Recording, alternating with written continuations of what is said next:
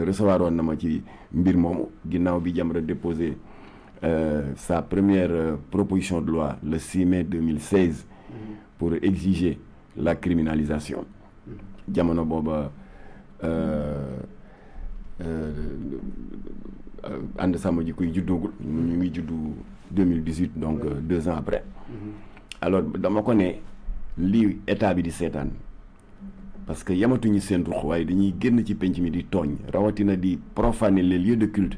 ñaanuñu ko yàlla état bi bu continuer tànqamlu ça peut pousser les gens à se faire justice elles-mêmes ma daal di ko citer 2 pays africains yoo xam ne dañu créer le supplice du collier te jëfee nañ ko jàpp ñaari góor jigéen yu doon tooñe ko provoqué yeewu leen bañ na cocc solo leen ay pneu yu màgget de la tête aux pieds alors sotti ci essence ko une mort atroce te loolu mënoon naa ñàkk alors moo tax nag suñu demandé criminalisation du diabolisation du ça voilà c'est pour que bu ñu yokkee daan yi mu am un effet fortement dissuasif que góor jigéen bu bëggati dugg sa jàkk def sa yu bon góor jigéen comme ni ñu ko defee woon grande mosquée en novembre góor jigéen bu bëgg a duggati ci ay armel tourné fa say film pornographique comme ni ñu ko defoon ci cimetière Soumbédioune bi góor jigéen buy bëgg a dal ci kaw ab lesbienne wala ab góor jigéen bu tuub nga ne amul droit bàyyi leen dem feneen su boobaa di nga ne ah attention léegi dañ ko criminaliser kon xaaral ma xool foofu nag laay leeral parce que dégg naa benn juriste ci benn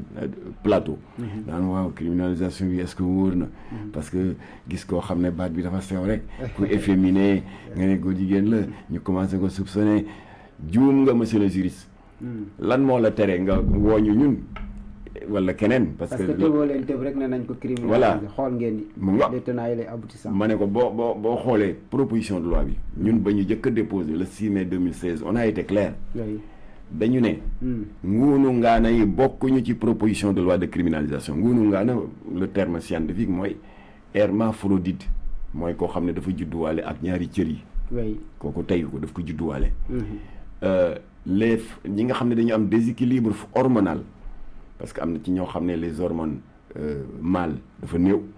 ba dañuy am des comportements un peu efféminés baat bu sew di rageju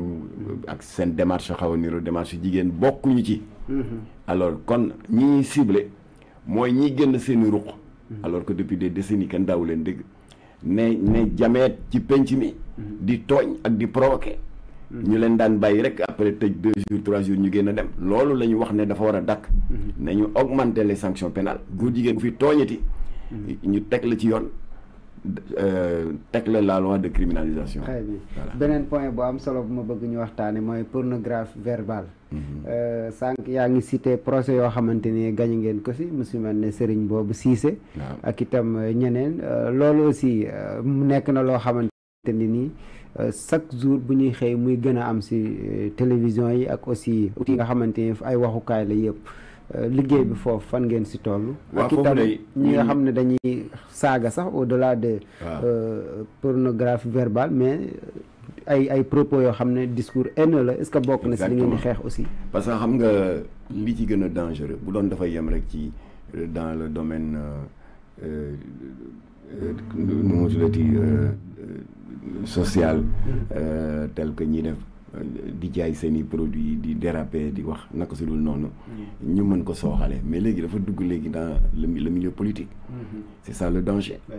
parce que tout le monde sait que le discours politique a été perverti amoon na fi jamono ñun dañ daan sawar wàcc ngoon di seetaan campagne électorale entre Abdoulaye Wade par exemple et le président sortant Léopold Sédar Senghor wala bi fi Senghor jógee Abdou Diouf ñëw le bras de fer politique sympathique bi daan am entre le camp de Wade et le camp de Diouf ça faisait rire tout le monde, ça amusait tout le monde amu ci dara lu ñagas dara lu ñaaw à titre d'exemple ñun ñëpp ñu ngi fàttaliku campagne électorale bu 88 par exemple le camp de Abdou Diouf naan Abdoulaye Wade bii ngeen bëgg a def candidat kii nga xam ne attanul sax karaw bopp baa ngay set wicc naka lay attane réew ñooñu tamit riposté daa ne waaw seen njool mii nga xam ne son programme politique économique et social ça se résume à monsieur Forage madame Moulin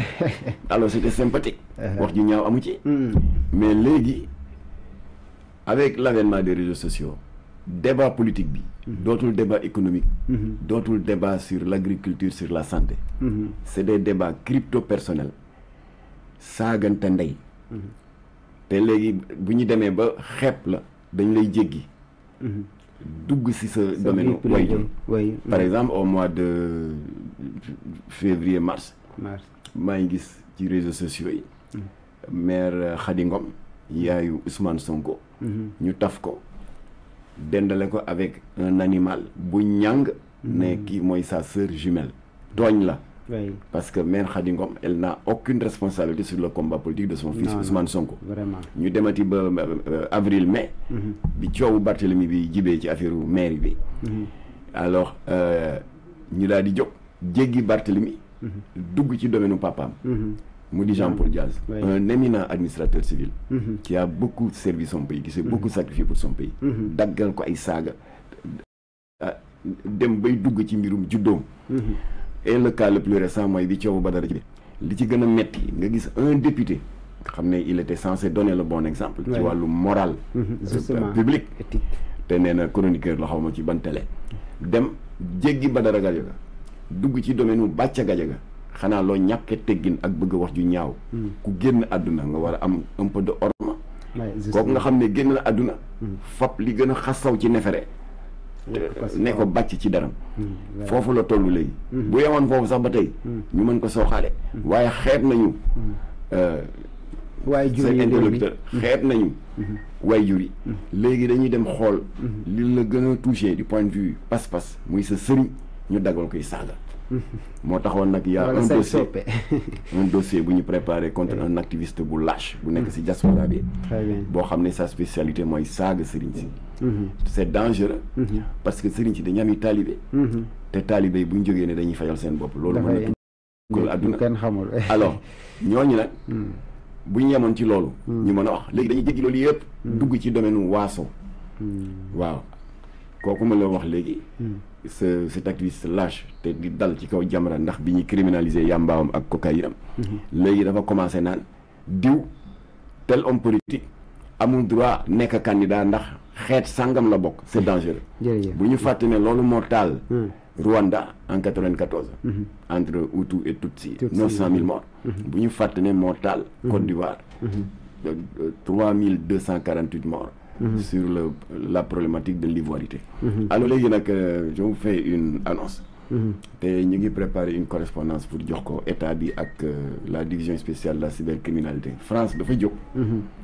jël ay mesures fermes contre les dérives yi am ci TikTok. Très bien. mu di le 11 septembre bi passé am na une commission d'enquête parlementaire bu def un rapport rapport bi mën nañ ko résumer à 2 mesures phares. Première mesure bi tere nañu léegi TikTok aux enfants de moins de 15 ans parce que Union européenne dafa créer benn outil digital fiable et labellisé qui a la possibilité d'interdire l'accès aux enfants de moins de 15 ans. Deuxième mesure phare bu commission boobu proposé au gouvernement français et qui va l'appliquer mooy léegi ni muy amee couvre-feu en cas de crise sociale léegi ñoom dañuy créer benn couvre-feu digital boo xam ne 20 heures lay commencer ba 8 heures bu ko defee la tranche d'âge 15 ans 18 ans du ñu am droit accès à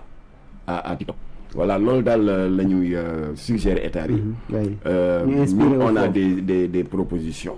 parce qu'il y a des aspects techniques dont il faut tenir compte voilà pour que ñu mën ko appliquer bu ko defee nag dinañ mën a protéger xale yi contre les pornographies verbales ak les dérives et contre boddi konte ci wàllu xeet ak yeneen ñaawteef voilà jërëjëf Abdou Aziz xam naa li wolof di wax rek yoon yemul ci benn incha allah dinañ am occasion beneen yoon dañ ko yaatal incha allah kon nag di ñaanal waa kër gi yëpp yàlla defal leen jàmm yàlla sàmm leen commencé ko toujours ca bopp ba kilifa gi toujours gars yi dañ may reprocher loolu waaye maa ngi koy waxaat mu di umpaañ Adja ay studio Fall mu sell mi yàlla na ko yàlla sàmm aar ko lafal ko ca dàqal ko seytaane yàlla dàqal Sénégal seytaane